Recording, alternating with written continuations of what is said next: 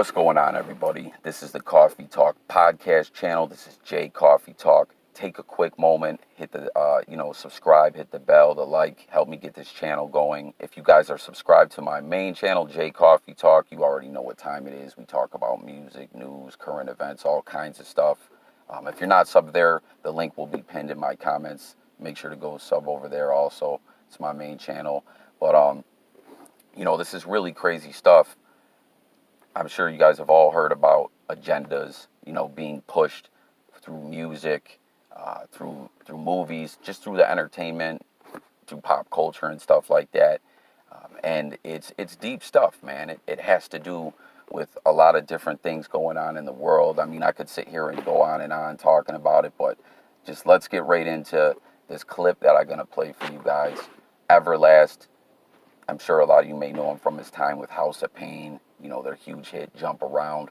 But, dude's been in the game a long time. He's done the Whitey Ford sings the blues type stuff, which he's still making that type of blues, I guess you would call, / hip hop. I'm not sure what subgenre you could call it or whatever, but that's not what's important about this video. He's been around the game, even though his name might not catch a lot of people's attention today.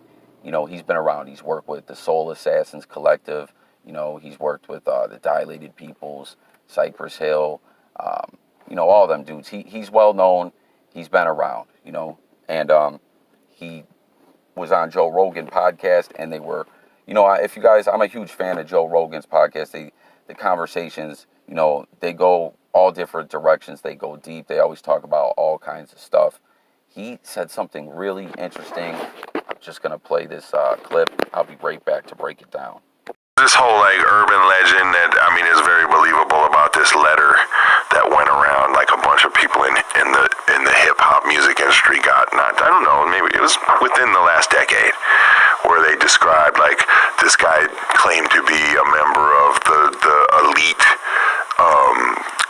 class of executives of the music business in the mid 90s and whatnot. And there was a time when the private prison industry kind of came and got involved and got a lot of these people to invest and then kind of help direct things like rap music. And if you remember, there used to be public, I don't know how big of you a fan of music you were at the time, X-Clans and Public Enemies. There was all these proactive counters to the party drug dealer guys or whatever. There was actually another side to it that existed and was successful and flourished, amongst it, and that disappeared. This letter that went around was kind of claiming this guy was part of this thing, and he left the meeting when these guys, it was a whole conspiracy thing, but it's totally believable that these guys would direct the music and a fucking media in a certain direction to encourage fucking basically a cycle of fucking prison because if you look at rap music and what happened from the 90s till now, there is no conscious music anymore. There's none. Some people will tell you it's fucking God's honest truth. Some will tell you it's the wildest speculation in the world. But you can dig it up easily. So you heard what he said there. This is pretty crazy stuff. As he said, it's known to be an urban legend. But, to him, it's very believable that word was sent around to all the labels to move away from conscious hip-hop and, go in another direction. And, we've heard artists often say that they do not have creative control over their music, basically that labels, a lot of times cut tracks right off the album, that there's just so much that they don't have control of. So that's why it's so important, for people a lot of times to remain independent.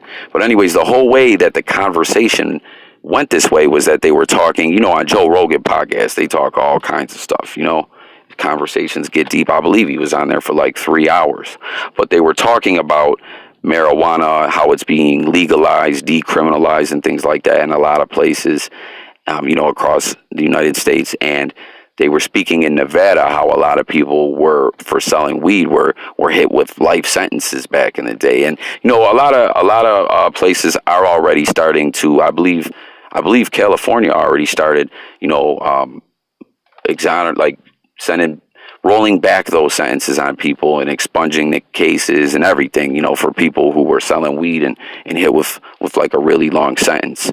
And, you know, they were talking about all that when Everlast was saying that a lot of prisons, you know, because that's how what it all comes down to. You know, a lot of things are tied together. This company's a conglomerate of that company, or you know, these people are working with these people over here, so they want to push an agenda for this to happen or that to happen. Like, it's pretty crazy stuff when you think about it. But what he was saying is a lot of the prisons are private. You know, they're privatized, so they don't want to let people go home. They're making money, you know, the more people that are in jail. And it's pretty crazy, man. You guys are going to have to let me know what you think. But what he's basically saying is whoever from the elite, if you believe that to be true, that sent word to all these labels back in the day, you know, had something to do with these prisons, you know, when the privatized prisons and everything like that. And, you know, that they wanted to, through hip hop, try and change, influence people to end up in prison is basically what he's saying. You know, we so often have heard about how prison, you know, the way society's working, you know, that we're just at a high rate of everyone going to prison, and like in this country, we have so many people locked up and everything like that. So, you know, basically, that's what he's saying here is it's all tied in together. Hip hop music, prisons, private prisons, and all that. And it's crazy. So you guys are going to have to let me know what you guys think. Thanks for watching. As I said, subscribe to the channel. I'm out of here, guys. Peace.